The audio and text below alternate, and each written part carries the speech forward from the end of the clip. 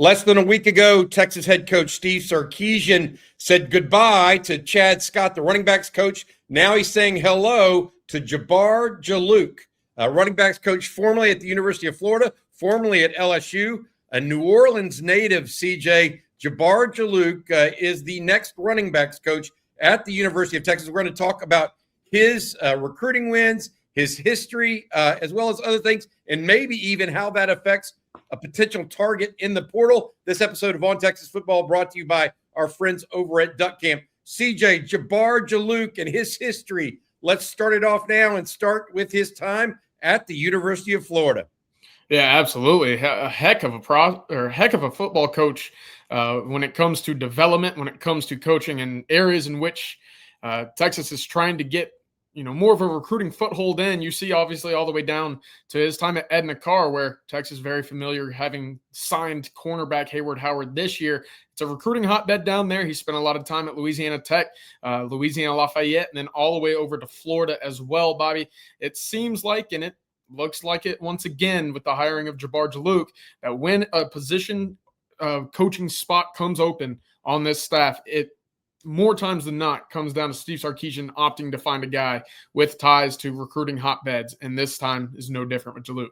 Yeah, Juluke's already been in Austin this week as well. So Steve Sarkisian interviewing and making a relatively quick change. CJ, Sark is not a quick change guy historically, though. He usually takes his time with these sorts of positions. Is this a scenario where I think it's where Sark wanted to strike while the iron was hot?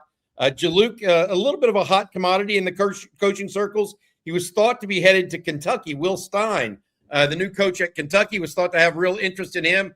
Part of the reason Juluke is being so heavily wooed by various people, including Texas, has been his ability to recruit from an area that is highly, highly talented in New Orleans, somewhere where Texas has tried to be very strong at in the past. Here are some of his major recruiting wins, starting with guys in that southern Louisiana area: Clyde Edwards-Helaire, Trevor Etienne. Those were big ones.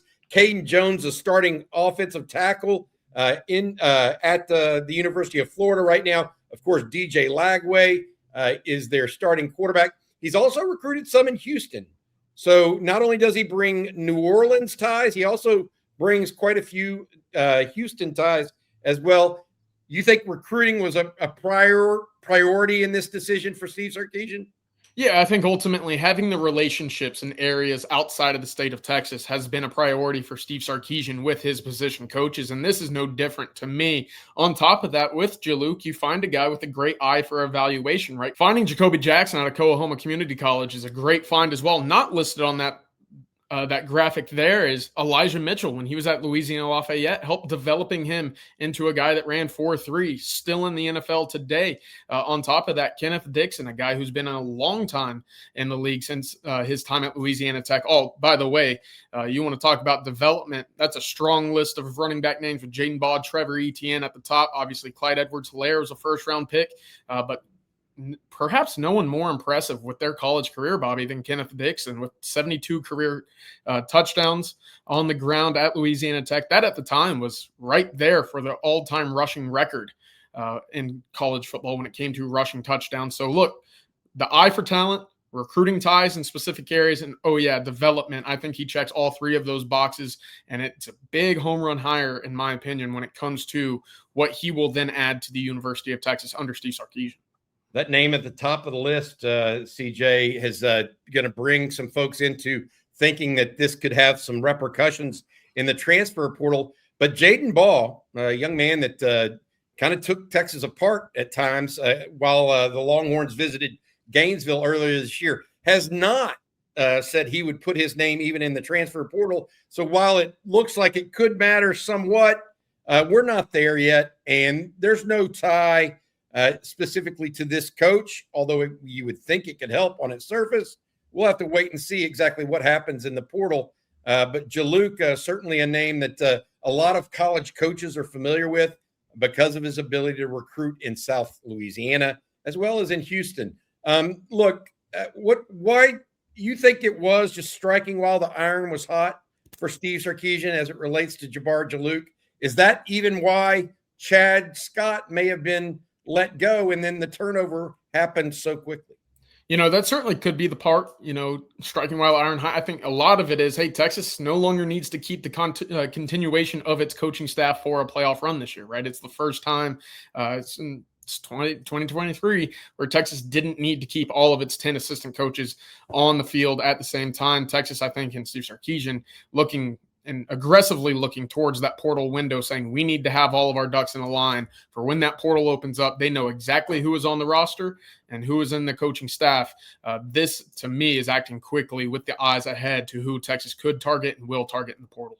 All right, CJ, we talk about that portal targeting. We think they're going to need one running back, maybe two. It all depends on Trey Wisner's decision. Wisner is expected to play in the bowl game as of right now. But as of we're taping this right now, he has not made a decision whether or not to go pro. Cedric Baxter has already entered the transfer portal.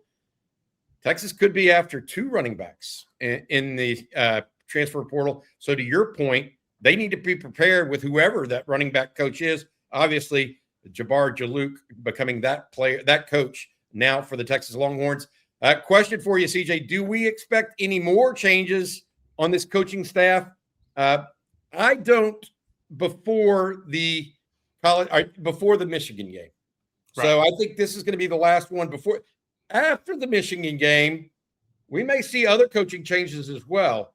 What will they be? I don't think we want to sit here and guess or put rumors out there into the world, that some of which are already out there. Frankly, we're just not going to comment on them.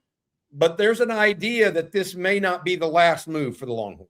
No, I don't think it will be. And look, Jerry Hamilton and I did a video on this, very similar topic a couple days ago, Bobby. And, we've went back a couple of years, right? It's been 2 or 3 different position coaches each cycle that Texas has had to replace. Obviously, Chad Scott departing. That's one. Texas now has its solution. But we've seen, as history tells us under Steve Sarkisian, good coaches get poached away. Good coaches elevate the ranks and rise to a new position. I don't think that will be any different this year. I'm expecting some additional movement as well with this coaching staff. One other name I wanted to throw out there and get your thoughts, because I'm looking at this list, right? Leonard Fournette, Darius Guice. You look at, obviously, Jaden Ball, doing it with a different set of skill sets with each of these running backs. One that's really interesting to me, and before Texas addresses the portal at all, Michael Terry's been getting some run at running back over the last week or so, almost solely at the running back position, Bobby. I don't know, if that's going to be the full-time position when it comes to the spring, but ultimately, when you look at the different body sets in this room already, not to mention what Texas could attract out of the portal, Juluke's going to have his hands full with a number of different and versatile weapons to work with.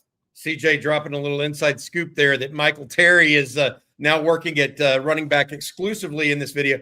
Thanks for doing that, CJ. Hey, CJ, before we have one final thought, I want to say thank you to our friends over at Duck Camp.